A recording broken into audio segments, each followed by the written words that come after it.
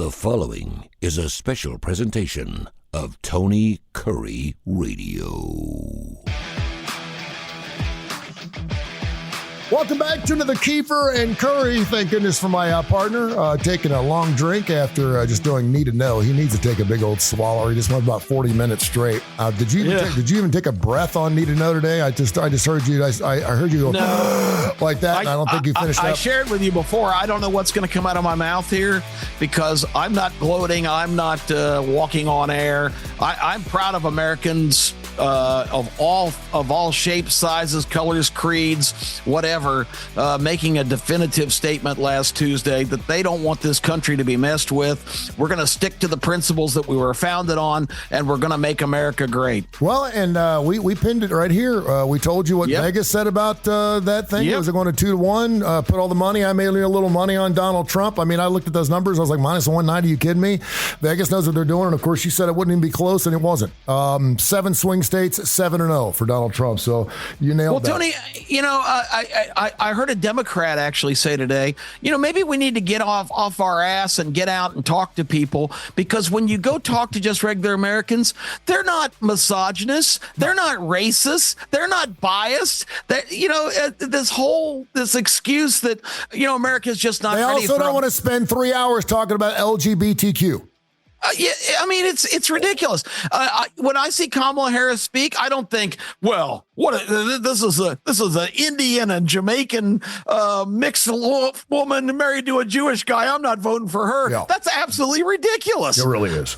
That thought doesn't even enter until she said that the other day. That thought doesn't even enter my mind. What somebody looks like, what somebody believes in, who they love. I don't care. It's policy, and it's sticking to constitutional principles that's important to me. Let's talk some football, some sports here. Let's do it. I'm going to throw some questions at you. I'm going to see if you can nail these here.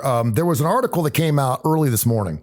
And we're recording a show here on Monday on the Veterans Day. By the way, our thoughts and prayers go to all of our veterans. We love you guys. Oh, for sure. And I left that out. I need to know. Thank you for letting me do a make good. Absolutely. Every day, Tony, should be Veterans Day. Absolutely. We owe such a debt of gratitude to everybody who served this nation. According to this particular sports writer who's got a pretty good following, he said this is the biggest problem in the National Football League right now. Do you want to take a stab at what he said? And then I'll tell you what it is. Well, he said this is the biggest problem in the National Football League right now. The biggest problem in the NFL. Yep.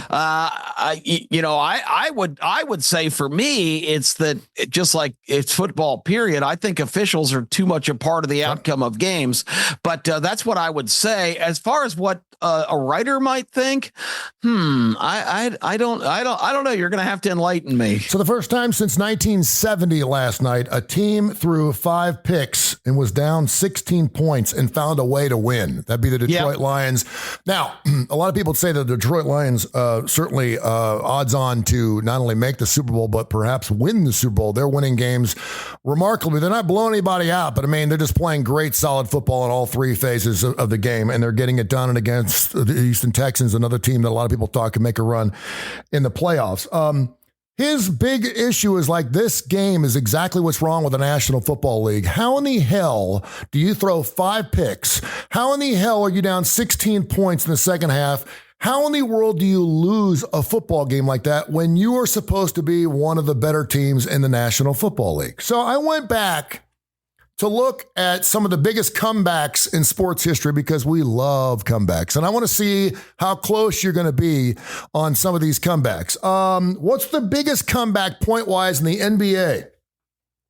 In the NBA, I think it was in recent years. I think somebody was down in the 40s and came back and won. I don't remember the teams. Let's go 1996. Utah Jazz up 70-34. They were 40 points. They were up by 36 against the Denver Nuggets. Lost that game 107-103. And I had the Denver Nuggets in that game +3.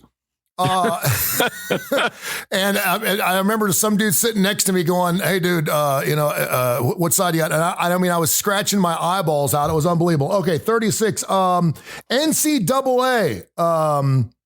NCAA basketball. What's the biggest comeback? Oh boy, let's see. Nothing's really coming to mind. So go ahead and let me know. That'd be Drexel. They were down 34 to Delaware. So they got 36 and 34. I follow Drexel religiously. So there you go. NCAA college football. What's the biggest comeback in football history? The biggest comeback in college football history. Let me think. I know I'll be familiar with it. It was a Big Ten game back in 2006. I will tell you that.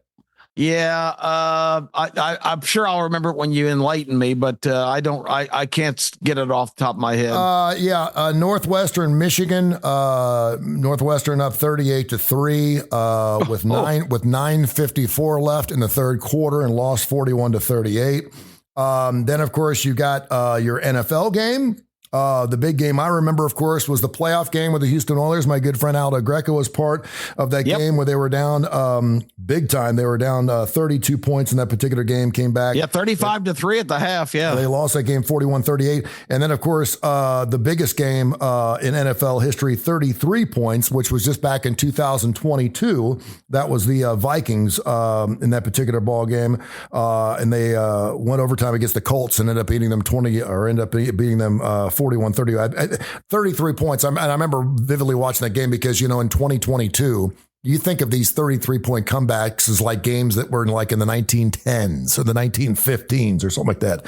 All right, real quick, Major League Baseball, biggest comeback and runs. I think it was a game, maybe the Phillies and the Dodgers. I think they were down 11 runs. That's my guess. You are darn close. There are 3 games that were actually 12 runs, and a game that you should know really well, the NHL, which really surprises me.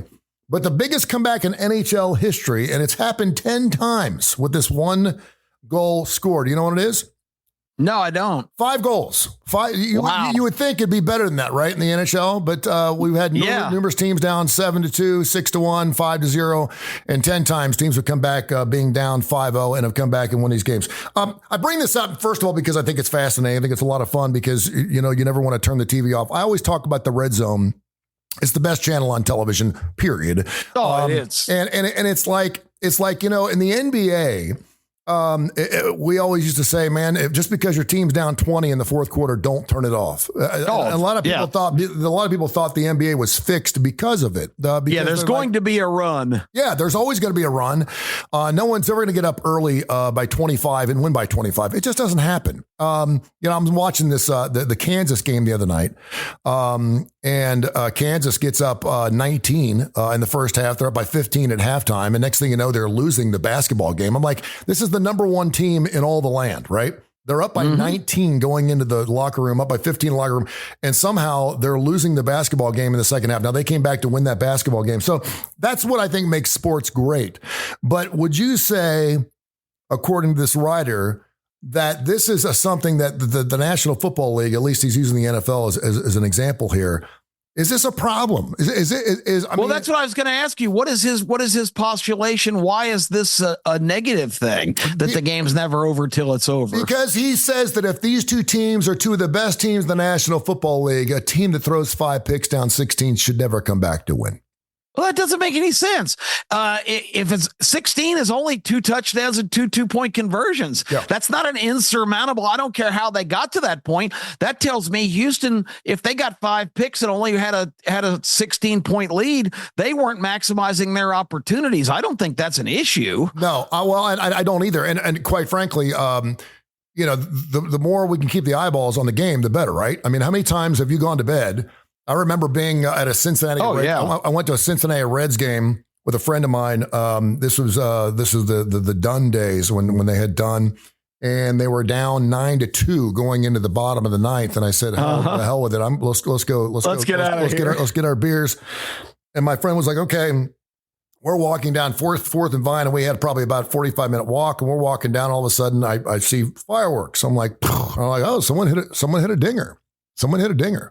And then I see fireworks again, like 5 minutes later, and I said, someone must have hit another dinger. Wow. So we start getting extra. So I get my phone, and it's like 9-4. I'm like, okay, it's 9-4. Well, by the time we had walked in the bar, all of a sudden there's fireworks going off everywhere, and that is, of course, to show that the Cincinnati Reds had actually come back and scored 8 runs in the bottom of the ninth inning, and I had tickets, and I wasn't there for it. And I was pissed. I was just pissed off. They won 10-9 in that particular game. So that's one thing. My boy Santo, he never leaves a game early. It could be 41-0 with 3 seconds left, and I'm like, let's go to the car. Let's get out of here. You know, I'm that guy now. I'm like the progressive guy. Let's find a good parking spot and get the hell out of here so we can beat the traffic. He's like, we never leave a game early, and so I agree with you in this particular case. In this particular case, I don't know maybe if this guy has got money on these games. I know the Red Zone has the witching hour.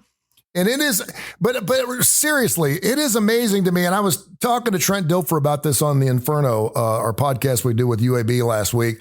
He said it used to be when you were down 13, 14 points with 4 minutes left, it was over. Yeah. It was over. And that was his playing days in the late 90s and early 2000s. And he's like, there was no way you were coming back. Now you can't turn the TV off. He goes, what's changed? And I said, you tell me. I don't know. Are more teams playing not to lose? Is it because the rules have changed? Is it because the players are bigger, faster, stronger? What is it that makes these games so easily and susceptible to comebacks? Well, Tony, to me, and I've been complaining about this. I almost used the B word. I've been complaining about this for years. I think the prevent you from winning defense is a huge factor when you've got a pretty good lead at the end of the game, because coaches making millions of dollars now are so afraid of being criticized for if your defense has worked pretty well the whole game and you've kept the other team contained, why in the last couple minutes, if you're up a couple of scores, why do you back 3 safeties, 35 yards off the line of scrimmage and give up chunks of yardage? Because in this modern day passing offense dominated game, if you hit 3 passes complete for 20 yards, you're right down there in scoring range. Now you're taking shots into the end zone, and you see it time after time after time.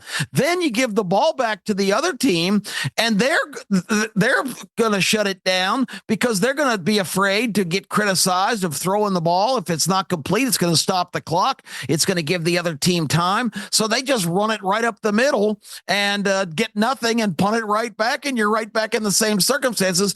Coaches are so worried about getting beaten deep in that situation, they just let the other team come down into the scoring range, and they cash it in more oftentimes than not, because then they've got all the momentum. The one thing that happens over and over and over and again, it'll happen again another 15 times this weekend, is when a team is up and all they got to do is get a first down. And they can run the clock out. They never get a first down. It's always a 3 and out. And the other team's they used all their timeouts. They've got 1:14 left, which sounds like it's nothing. And they got to go 83 yards. And I can guarantee you they're going to get within reach. They're going to get within 20 yards of the end zone. Because they give them 20 yards of play. They do, because that prevent defense. I still don't understand why you run the ball 3. I know you don't want to turn the ball over, but in this day of where a pass is almost the same as a run. I mean, you can do flip passes, you can do screen passes, you can do passes that are safer than runs. Why not do those quick little flips? I mean, it should not be a problem. It should not be a problem. Much like we have a 2-point play. Everyone's got the 2-point, the rub on the end line in order to get which is, obviously pass interference, but no one calls it the rub play. And it's almost good every single time. There should be a play where you can get a first down on 3 plays. I don't care where it's at. You should be able to get 3. You should be able to get a first down on that. That works almost every time. Yeah. I mean, is it absolutely written in stone? Okay. If you're going to run the ball, why do you try to, the whole concept too, how many 4th and 1s do you see get stopped these days? It's ridiculous that teams just insist on, and there's still this kind of macho, stupid crap in coaches' heads that, well, if we can't get a half a yard here, then we don't deserve to get the first down. It's this macho kind of thing.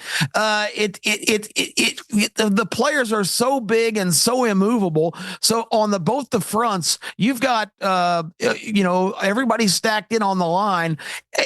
What's happened to the quarterback play action there and just rolling around the end? There's nobody there on those short yardage situations. You've got to have a quarterback that has a little bit of mobility, because defense does not account for a quarterback. So you're going to run the ball straight up the middle. You've got your 5 or 6 guys up front with a couple tight ends. That's probably almost 300 pounds a man or more. So that's 2,000 pounds against everybody on the defense up in there. So, I mean, you're basically trying to run through a human brick wall. There's no place to go. You can't, let's knock them off the ball. Well, you know what the defense does up front? They go low and cut the offensive linemen down so the linebackers and the other guys can fill the holes and stuff those plays. I'd like to see the percentage of 4th and 1 calls. I bet they're pretty slanted. I'm sure that the offense gets it more often than they don't, but I bet the defense stops them 30 or 40% of the time. I always think to myself, as the other side, do I want this team going for it? And normally that means no, because I know they're probably going to get it on a 4th and 1. I'd rather them kick the field goal. You brought something up a couple weeks ago, and I want to address this real quick, about some type of conspiracy going on with the officials. And I thought you were hooey. And obviously I'm not a conspiracy kind of guy, because I think over the course of time, things kind of seem to even out a little bit. I did see something at the end of my Bengals game this past Thursday night against the Baltimore. Not only was Gesicki held coming across the middle on a pass play where the Bengals were trying to win the game outright with 38 seconds left. I'm not sure why they did it, because they could have kicked an extra point, tied the ball game. And of course, the thought process is there, Baltimore had time to go down and get their own 3 points. But even if they end up getting the 2-point conversion, Baltimore still could have gone down there and kicked a field goal. Yeah. And then I don't know if you saw it, but one of the Baltimore Ravens defenders, and I forget his name, actually raked across Joe Burrow's face mask enough that it pulled his head down. Yeah, it wasn't. I mean, it was, and there's a ref back there. For people who don't know, there's a ref back there. His whole job is to watch the quarterback. That's it. Watch the quarterback. Not only that, but of course, right before that, Marlon Humphreys it was a late call or late hit that they didn't call. And listen, I know it was in slow motion, and I know it was on Bengals feed, so I know they're gonna slant that way. I watched it regular speed. He was at least 2.5 steps out before he threw the football, and so it should have been called there too. I'm starting to think, and then based on what you and I discussed before we actually started these plays, some of the bad calls. I saw the Commanders call yesterday. I don't know where that 4th down play was. And listen, I realize they shouldn't have put themselves in that position, but that sure as hell looked like the ball hit the yellow line, and the yellow line was the first down call because they measured it, and they were still a half a yard short. I don't know. I realize that if you're going to try to overturn a call, chances are you're never going to get one of those overturned where you ball spots, because that's the one thing that refs still have. It's kind of like strike zones in Major League Baseball. We'll never be able to overturn strike calls because it's almost a subjective situation. These guys are coming in. How often do we see the outside linesman and the inside linesman running in, and they're about a half yard short? They're a half yard off. Exactly. So you're just like, and now you've even started to hear commentators saying, well, if the guy coming in from the far side is marking the ball, it's going to be a first down. The other guy, it's not going to be. Tony, I'm going to use the word this. I've been bitching about this for years.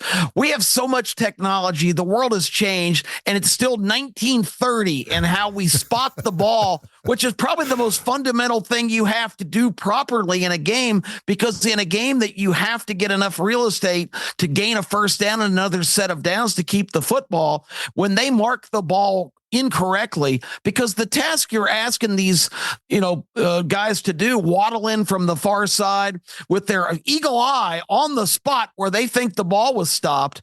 And then they have to dodge, again, the mass of humanity, alter their course as they're trying to run in. If everybody backed off and they could run straight to the spot, but they get misdirected. And by the time they get there, they stick their foot in the ground. That's how we decide where the ball is.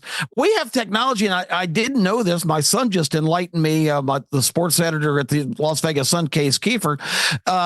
In this preseason in the NFL, I didn't know they were doing this. They actually put chips in the football. Is something I've been calling for years, and it's going to be measured potentially. I guess they had some bugs and still are working it out, but that's the way we got to go. We've got to get away from the two little fat guys with the poles with a chain that's 10 yards coming out there and stretching it out. I mean, it's 1930. Yeah. This is almost 2030.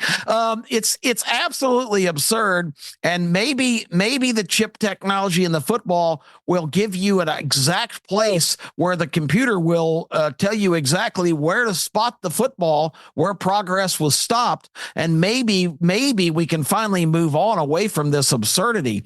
You mentioned conspiracies. I didn't really have a conspiracy allegation that they're trying to fix games. My complaint is that I think officials are basically overloaded. They're given so many directives of things to look for and things to call by league offices and bureaucrats that are making these decisions, that the officials have infused themselves now to the point in the game where they're every bit as important to the outcome as the players. And that's what disturbs me, because especially in college football, where they're not even professional officials, a lot of them are just promoted high school guys.